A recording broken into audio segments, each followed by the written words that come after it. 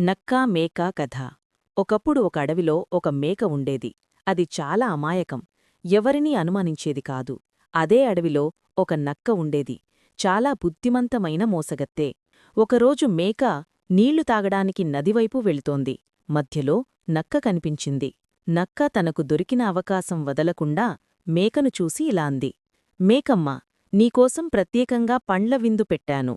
రా, నా గుహ దగ్గర ఉంది. తిన్న తర్వాత సేదతీరడానిక్కూడా మంచి చోటు ఉంది. మేక అమాయకంగా నమ్మింది. అది నక్క వెంట వెళ్లసాగింది. నక్క గుహకి దగ్గర పడేసరికి మేకకి ఏదో అనుమానం వచ్చింది. లోపలికి వెళ్లే ముందు అడిగింది. నక్కమ్మా, ఈ గుహలో ఎవరున్నారు? ఎందుకు మిగతా జంతువుల వాసన వస్తోంది? నక్క అబద్ధం చెబుతూ అంది. ఏమీలేదు, నా పాత స్నేహితుల గుర్తు మాత్రమే. రా, రా లోపలికి. మేక తెలివిగా ఒక మాట పరీక్షగా చెప్పింది.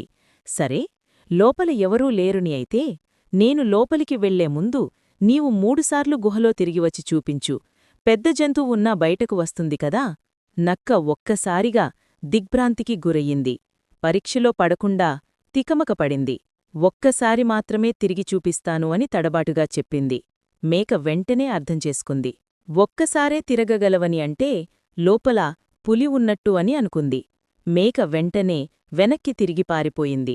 నక్క కోపంతో అరుచుకుంటూ వెనకపడినా మేక తన తెలివితో తప్పించుకుంది.